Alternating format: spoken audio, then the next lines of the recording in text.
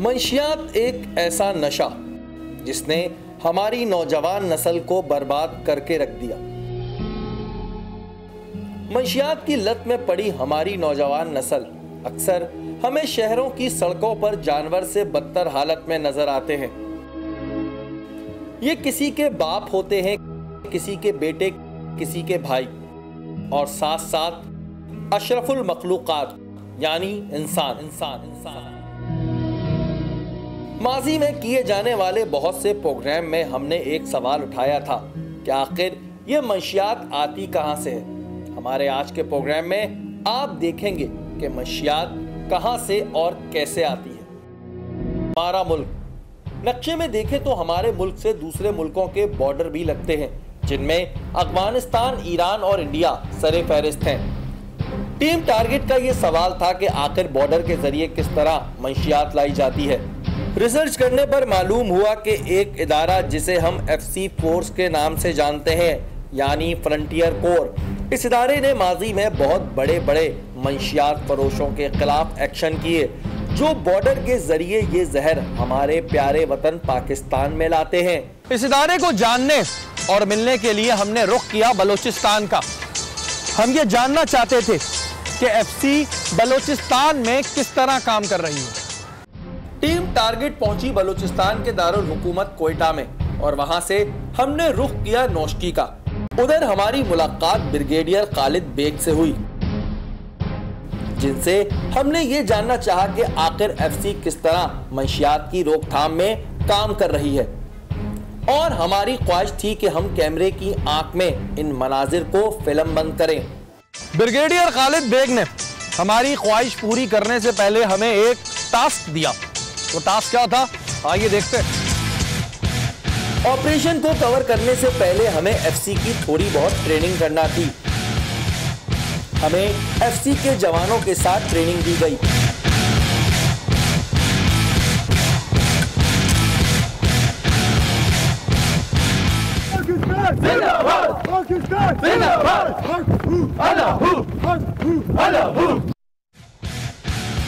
इस तरबियत में हमने इस बात को बखूबी महसूस किया कि हमारा एक एक जवान कितनी मेहनत और मुशक्कत के बाद सिपाही बनता है। इसके अंदर जज्बा डाला जाता है कि मुल्क और कौम के लिए अपनी जान देने से भी दरेग ना करे।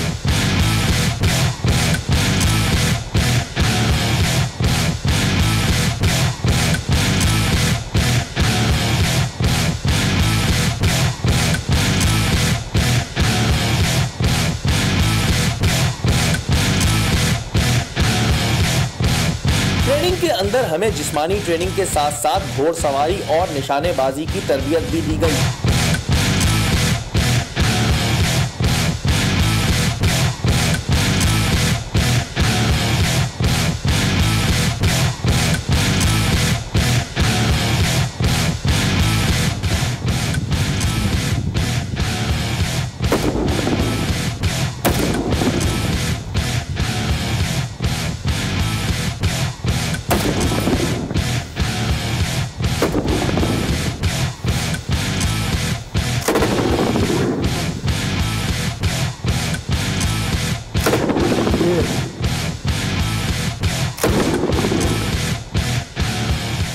और इसके बाद वो ख्वाब पूरा हुआ जो शायद हर जवान चाहता है। मुझे वो वर्दी दी गई जिसे पहनकर मेरे अंदर एक अजीब सा एहसास था वतन के लिए कुछ करने का। One thing for this operation we have Media Officer Major Sherry. अब बारी थी दहशतगर्द अनासर को टारगेट करने की। ब्रिगेडियर खालिद बेग साहब ने अपनी फोर्स के हमरा रुख किया नौकंडी का। मंशियात की स्मगलिंग बॉर्डर के रास्ते की जाती है। FC फोर्स बॉर्डर पर कड़ी नजर रखती है। रेगिस्तानी इलाकों में रात में यह काम किया जाता है। कर्नल काशिफ को एक इंफॉर्मेशन मौसूल हुई जिसके मुताबिक एक बड़ा कंसाइनमेंट पाकिस्तान के अंदर बॉर्डर के जरिए लाना था। हेलो, हाँ जी, ओके, इंफॉर्मेशन कंफर्म है। ठीक है, ओके, ठीक है। अपने आप को आप वहीं पे रखें, अपनी इनको ऑब्जर्व करें और हम अपनी फोर्स तैयार कर रहे हैं। Thank you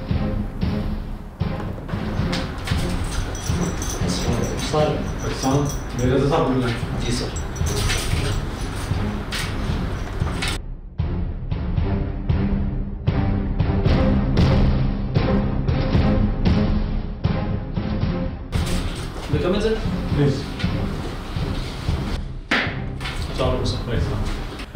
please have a seat.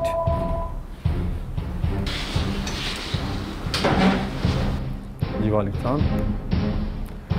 Okay, confirm है, ठीक है। ये इन्फॉर्मेशन हमारे पास पहले भी थी। ओके, आप अपनी मॉनिटरिंग जारी रखें और हम इसके ऊपर एक्शन करते हैं। Thank you. Raza, confirm information, narco movement Afghan border पे जो हमारी पोस्ट है दुर्बिंचा, वहाँ पे नार्को की अफगानिस्तान वाली साइड से नकलो हरकत है, डंपिंग हो रही है। I have got the general location and I have got the information from the sector headquarter and from the source also. So just plot it on the map, call Colonel Abbas, make the QRF ready, make the communications ready.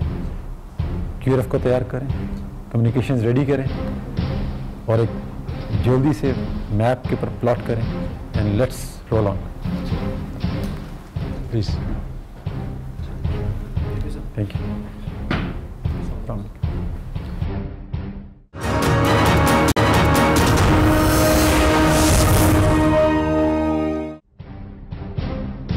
Colonel Kashif और इनकी team ने एक meeting तलब की।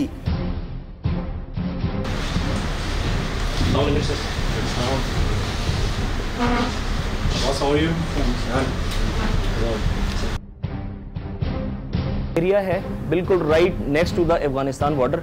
जो हमें information दी गई है सर, उसके मुताबिक सर ये मैंने प्लॉट कर दिया है। ये बिल्कुल सर अफगानिस्तान बॉर्डर के साथ है और आगे चल के सर ये बिल्कुल ये नाले के साथ साथ नीचे की तरफ सर आता है।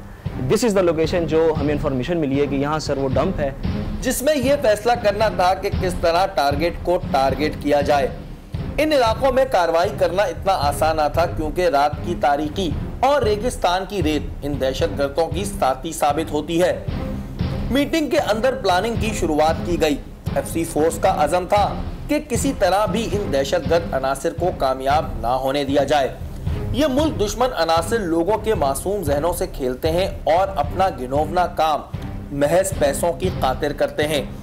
एफसी फोर्स ने इस मीटिंग में तमाम पहलुओं पर गौर किया और इसके बाद एक्शन की तैयारी की गई। फिल्म आपको सबको एक इम्पॉर्टेंट और सेंसिटिव इंफॉर्मेशन के मुताबिक एक ऑपरेशन करना है और इसमें जैसे कि आपको पता है कि हमारे इलाके में अफगानिस्तान बॉर्डर से नार्को आती है और काफ़ी अरसे से एक इन्फॉर्मेशन थी कि एक इलाका है बॉर्डर के बहुत करीब, we have to take action. सबसे इम्पॉर्टेंट अब्बास इसमें चीज़ ये कि उनकी स्ट्रेंथ कि जो हमें इन्फॉर्मेशन मिली है तो कम से कम 12 से 15 लोग हैं। देर हैविली गार्डेड, उनके पास छोटे हथियार भी हैं, उनके पास रॉकेट लॉन्चर्स भी हैं और उनके पास ऑटोमेटिक वेपन्स भी हैं। हमारी QRF फुली इक्विप्ड होनी चाहिए। उसके अलावा हमारे पास मल्टीपल मीन्स ऑफ कम्युनिकेशन होना चाहिए। Please make your QRF ready immediately and the operation has to be executed tonight. Thank you. एक इम्पॉर्टेंट चीज़ ये है इसमें कि मेजर शहरी जो हैं ये हमारे साथ होंगे, ये मीडिया रेप हैं, ये कवर करेंगे पूरे इस एपिसोड को। नाज़रीन, इस वक्त हमारे साथ कमांडेंट दालबदीन इमरान साहब मौजूद हैं और इनसे बात करेंगे हम कि जब भी इस तरह के ऑपरेशंस होते हैं उसके लिए जो हवाई फ़िज़ाई तौर पे जाके जो मॉनिटरिंग की जाती है वो किस तरह होती है। अस्सलाम वालेकुम सर। वालेकुम अस्सलाम जी। सर, सबसे पहले ये बताएं कि जो भी इस तरह के आप लोग के ऑपरेशंस होते हैं, चाहे वो नार्को के हों, चाहे वो इलीगल इमिग्रेंट्स के हों, चाहे वो वेपन्स के हवाले से हों, तो उसके लिए आप लोग हेली का इस्तेमाल क्यों करते हैं? जैसे कि आपको मालूम है कि पाकिस्तान अफगानिस्तान बॉर्डर एक काफ़ी लंबा बॉर्डर है जिसमें बड़ा पोरस नेचर ऑफ एरिया है, जिसमें बहुत से ट्रैक्स आ रहे हैं। तो उन ट्रैक्स पे जब ये इलीगल इमिग्रेंट्स या नार्को के कॉन्वॉयस चलते हैं तो हर जगह हम अपनी पोस्टें नहीं लगा सकते। तो जैसे हमें इन्फॉर्मेशन मिलती है तो हम हेली की अवेलेबिलिटी लेते हैं और उस हेली पे जाके हम उनको ट्रैक करते हैं और मुनासिब जगह पे जाकर उनको इंटरडिक्ट कर लेते हैं। सर, ये आप लोग को एक डेंजर जोन तो नहीं होता कि आपके हेली को देख के कोई फायर कर दिया जाता है या हेली का डिस्टेंस इतना होता है कि उनका रॉकेट फायर या कोई फायर ना लगे? यकीनन हमें मालूम होता है कि इनके पास ये कैपेबिलिटी नहीं है और हम उनके स्टैंड ऑफ से पीछे होते हैं, जिस पे उनका किसी किस्म का हमें कोई इस तरह का ख़तरा नहीं होता है। अदरवाइज़ तो जब भी आप इस ऑपरेशन में जाएंगे तो ख़तरात तो रहते ही।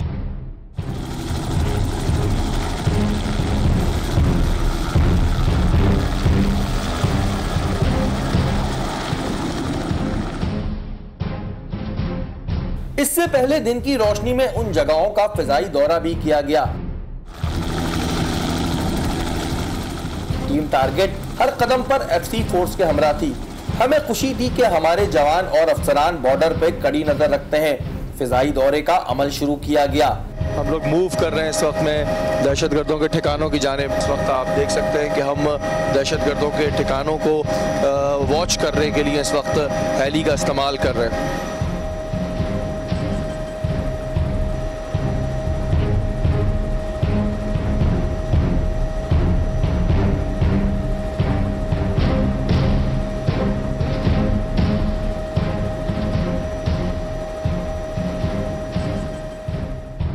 एक तरफ पहाड़ तो दूसरी तरफ रेगिस्तान।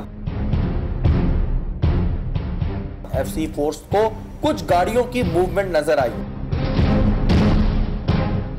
लेकिन इस वक्त इन्हें टारगेट करना ठीक ना था। फिजाई दौरे में हमने देखा कि किस महारत के साथ ऑपरेशन से पहले इन जगहों को विजिट किया जाता है।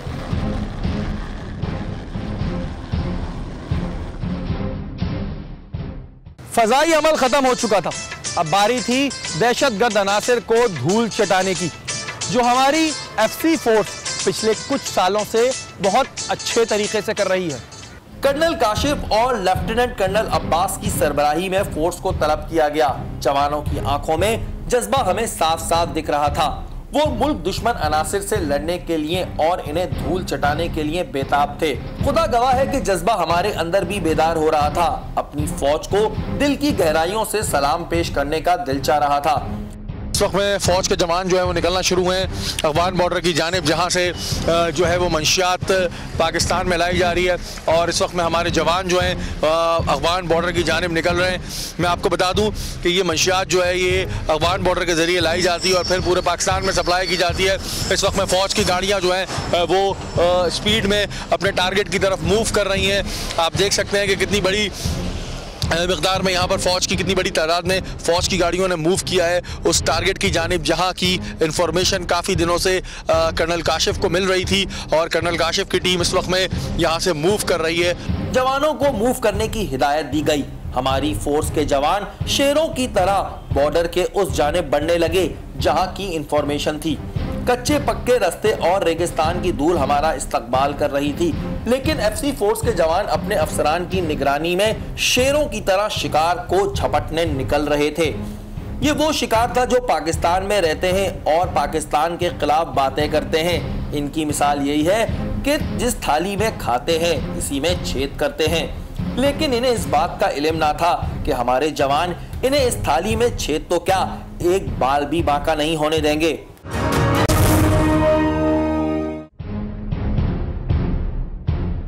तवील रास्ता तय करने के बाद हम एक मुकाम पर पहुंच गए।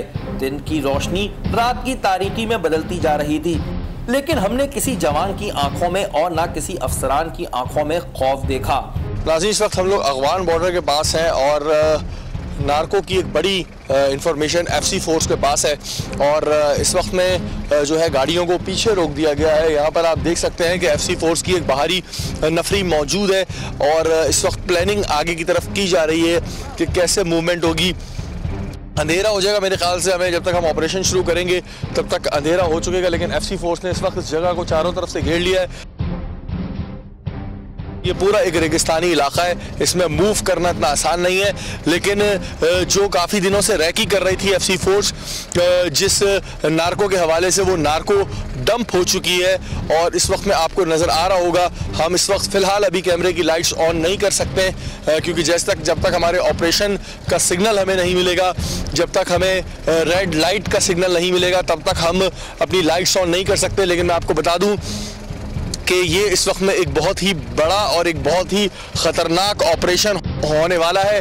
और आप ये भी देख रहे हैं कि जो सिपाही हैं, जो एफसी के एहलकार हैं, वो नमाज भी अदा कर रहे हैं। अब्बास साहब की सरबराही में इस वक्त में हम इस ऑपरेशन को जो है वो प्लान करने और थोड़ी सी हम बात करेंगे कर्नल अब्बास से। सर, इस वक्त क्या पोजीशन है और कितनी देर में हम अंदर के एरिया मूव करने वाले हैं? अभी तक हम लोग उस एरिया में नहीं पहुंचे। We are 2 to 3 kilometres away from that place. अब हम इधर से ही फाइनल कोऑर्डिनेशन करेंगे so that once we reach in that area तो ये लोग खुद ब खुद अपने अपने साइड पे चले जाएं, अपनी अपनी पोजीशंस पे चले जाएं। हम लोग पहले कोशिश करेंगे स्टेल्थफुली हम अपना कॉर्डन कंप्लीट करें। जब हम लोग अपना कॉर्डन कंप्लीट कर लेंगे, इस दौरान अगर एनिमी हमें पहले से पिक कर गया मूवमेंट को और उसने रेजिस्टेंस किसी किस्म की दी तो फिर हम लोग इमीडिएटली उसके ऊपर फायर स्टार्ट कर दें। रहमतुल्लाह जी सर, आपने दाएं वाली साइड से जाना है जी सर। दाएं वाली साइड के ऊपर जितने एरिया है उसको कवर करना है जी सर। आपने मेरी बाएं वाली साइड पे जाना है, अपने बंदों को फैला देना है। कोशिश ये करनी है कि आप लोग फायर स्टार्ट ना करें। जब तक आपके ऊपर फायर नहीं आता आपने कोशिश करनी है आगे बढ़ते रहें और अपना घेरा कंप्लीट कर लें। ठीक है, दुश्मन पे नज़र रखनी है। जो भी उसकी आमदोरफ्त होती है आपने मेरे साथ कांटेक्ट में रहना है और मुझे पास करते रहना। ठीक है, कोई शक? हयात साहब, बाईं वाली साइड आपकी होगी लेकिन उधर से कोई निकले नहीं। ठीक है, जैसे हम लोग उधर पहुंचेंगे, गाड़ियां जैसे ही रुकेंगी फौरन लोग जंप करेंगे और इमीडिएटली ऑक्यूपाई करेंगे अपनी पोजीशन। लेफ्टिनेंट कर्नल अब्बास ने अपने जवानों को आगे बढ़ने की हिदायत जारी की। अजीन यहाँ से मूवमेंट जो है सख्त शुरू हो गई है और अलग अलग जगहों से बटालियन ने जो है वो अपनी बागडोर संभाल ली है और फौजी एहलकारों ने इस वक्त में आगे बढ़ना शुरू कर दिया है। और आप देख सकते हैं इस वक्त अंधेरा यहाँ पर बहुत है और सारे सोल्जर्स ने जो है वो अपनी पोजीशन आगे की तरफ मूव करना शुरू कर दी है।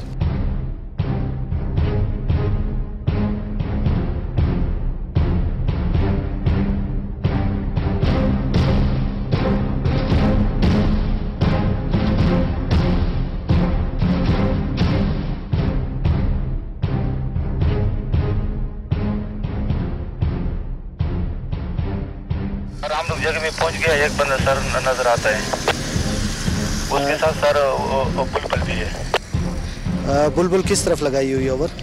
हमारे तरफ भी रुख है सर। ख्याल करना। ओवर। राजर है। ओवर। और फायर उस वक्त तक स्टार्ट नहीं करना जब तक मैं कहूँ नहीं। ओवर। Roger sir. अभी हम आगे जा ही रहे थे कि अचानक हमारे पास एक रॉकेट लॉन्चर फायर हुआ जिसने चारों तरफ धूल ही धूल बिखेर दी। ये इस वक्त में यहाँ पर एक LPG, ये हुआ क्या? ये आप लोग तमाम लोग सेफ है, चेक करें। ओवर। कैमरामैन सेफ है सारे? जी 217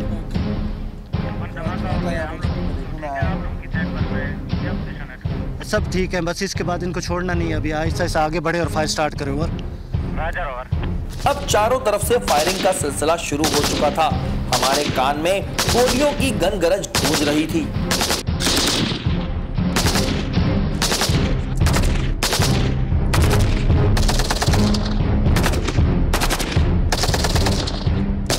रॉकेट लॉन्चर को फायर किया गया है और पीछे से बहुत कोशिश की जा रही है कि किसी तरह आगे मूवमेंट ना होने दी जाए।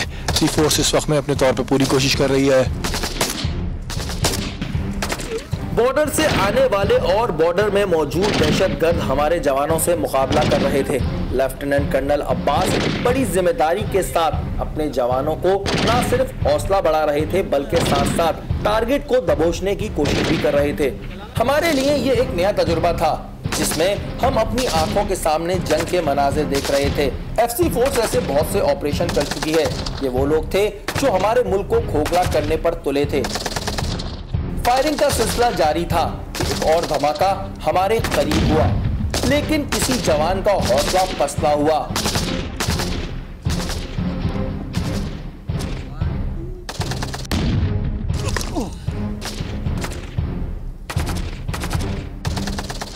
नाज़रीन, इस वक्त में गोलाबारी हो रही है और अभी एक रॉकेट लॉन्चर फायर किया गया है।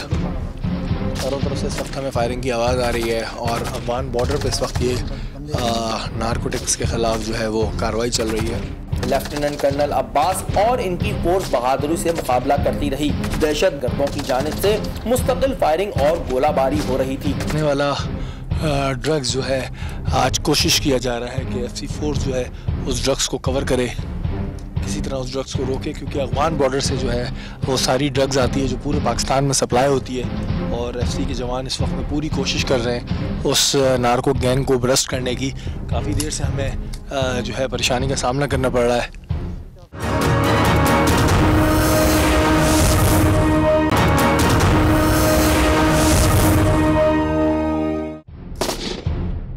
काफी देर तक ये मनाजिर हम कवर करते रहे।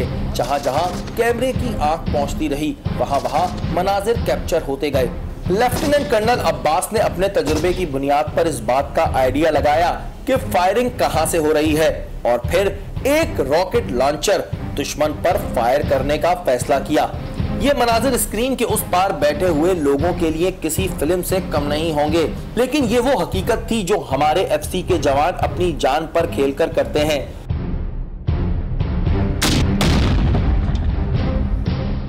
रॉकेट लॉन्चर फायर किया गया और एक जोरदार धमाका हुआ। काफी देर तक हमारे कानों में सीटियां बजती रहीं। इसके बाद अल्लाह अकबर के नारे फिजा में गूंज उठे और लेफ्टिनेंट कर्नल अब्बास ने अपनी फोर्स को आगे बढ़ने की हिदायत जारी की। नारे तकबीर! नारे तकबीर! नारे तकबीर!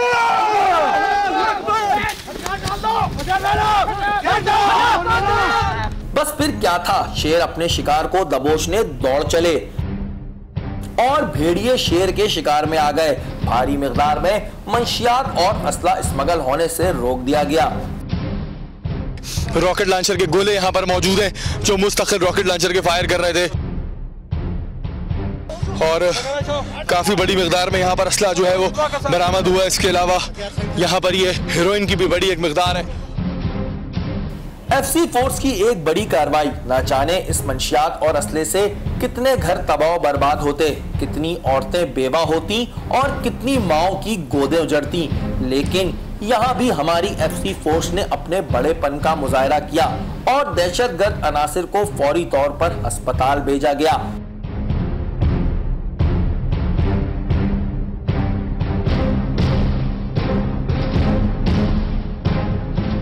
भारी मिकदार में रिकवरी के बाद FC के शेर पुरजोश नजर आ रहे थे।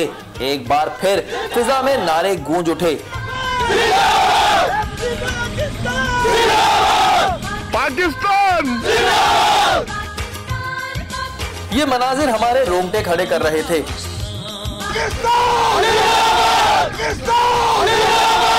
इस तमाम कार्रवाई के बाद कर्नल काशिफ ने पकड़ी जाने वाली मंशियात और असलहे को देखा। बड़ी मिकदार में मंशियात और असला रिकवर करके FC फोर्स ने एक बार फिर अपनी नौजवान को इस लानत से बचा लिया।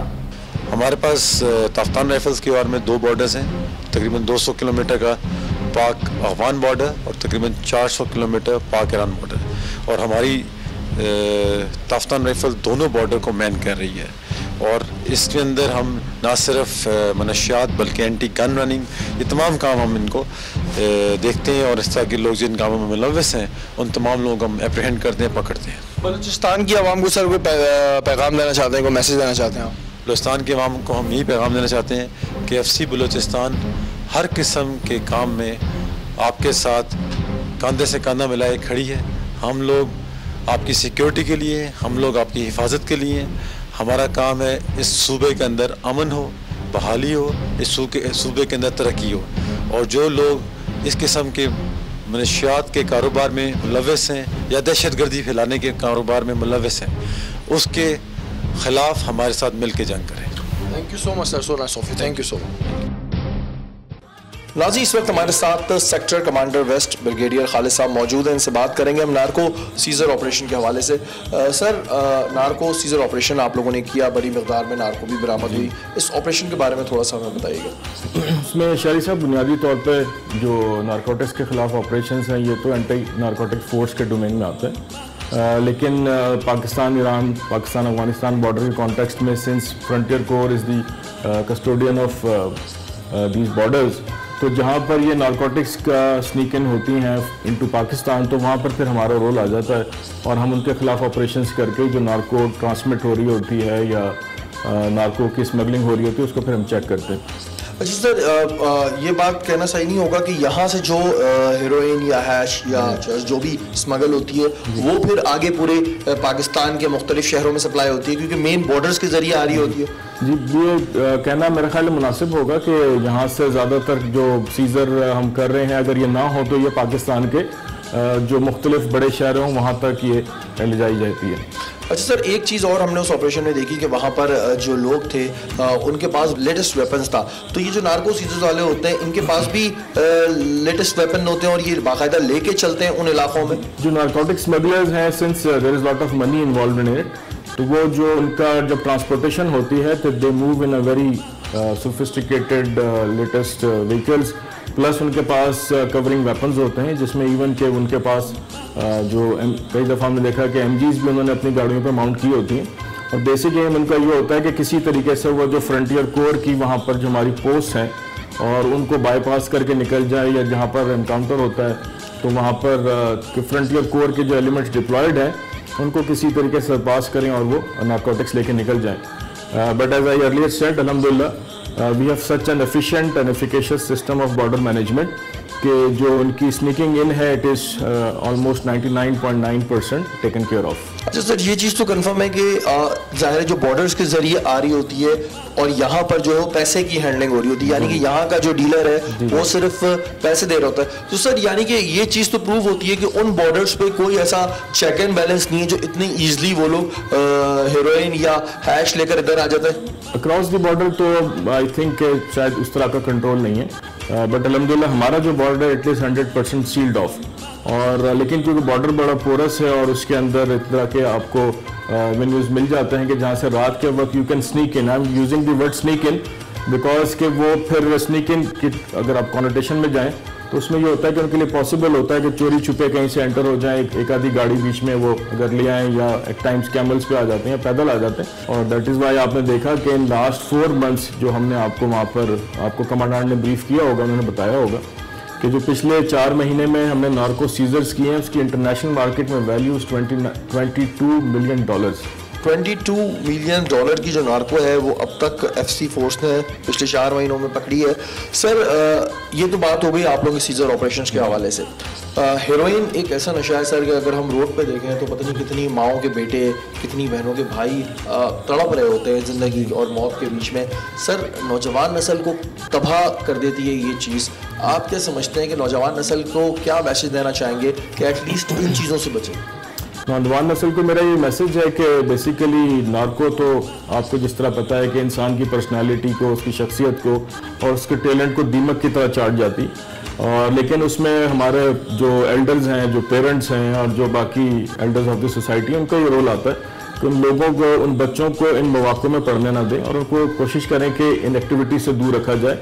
सर थ्रेट लेवल कितना है आप लोगों को जो आप लोग काम कर रहे हैं, स्पेशली जिस तरह आप लोगों को मैं देख रहा हूँ कि आप लोग हर सेक्टर में काम कर रहे हैं, सिर्फ नार्को और हम वेपन्स की बात नहीं करते, हर सेक्टर में, एजुकेशन सेक्टर में, हेल्थ सेक्टर में, जितने भी सेक्टर्स उसमें काम कर रहे हैं, थ्रेट कितनी है BSNS की जानिब से?